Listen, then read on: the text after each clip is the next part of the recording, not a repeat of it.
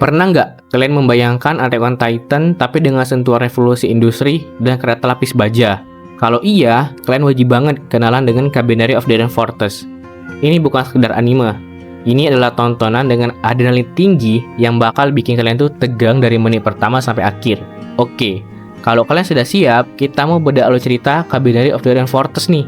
Yang cuma satu season, tapi padat banget. Yuk, kita langsung meluncur. Bayangin, dunia yang udah hancur di tengah revolusi industri, manusia itu hidup berlindung di dalam stasiun berbenteng raksasa. Karena di luar sana, berkeliaran monster mengerikan bernama Kabane. Mereka ini zombie yang punya jantung baja, bikin mereka itu hampir mustahil dihancurkan. Satu-satunya cara buat aman pindah stasiun, pakai Kotesujo, alias kereta lapis baja super keren boy. Di tengah putusasaan ini, muncullah Ikoma, si MC kita, seorang insinyur jenius. Dia itu terobsesi banget bikin senjata yang bisa bunuh Kabane, dan dia berhasil. Dia bikin dan namanya senjata itu dengan Tusanaruki Jutsu. Bisa dibilang beruap khusus.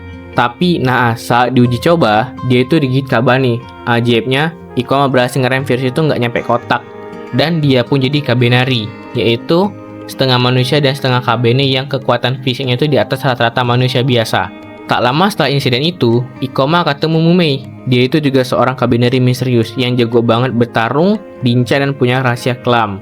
Tapi, justru karena mereka Kabaneri, manusia lain di Kotesujo jadi ketakutan. Ikoma dan Mumei harus berjuang keras buat diterima, bahkan sekedar hidup di dalam kereta itu. Perjalanan Kotesujo pun dimulai. Mungkin untuk kata Kotesujo, saya ganti menjadi kereta ya, biar lebih mudah pengucapannya. Oke, lanjut.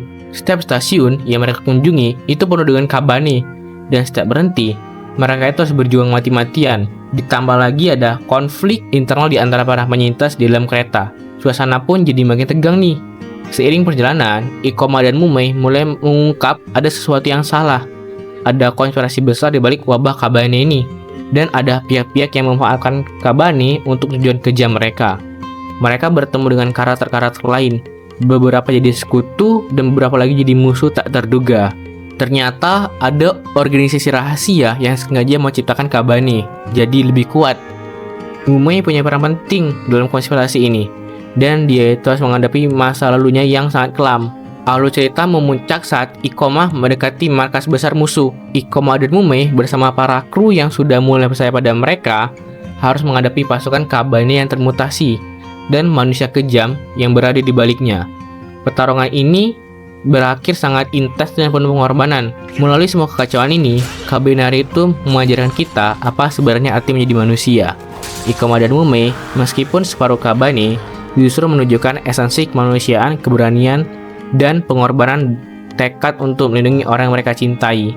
Anime ini berakhir dengan pesan yang kuat tentang harapan di tengah kehancuran, dan bahwa keberanian sejati itu seringkali datang dari mereka yang paling kita takuti.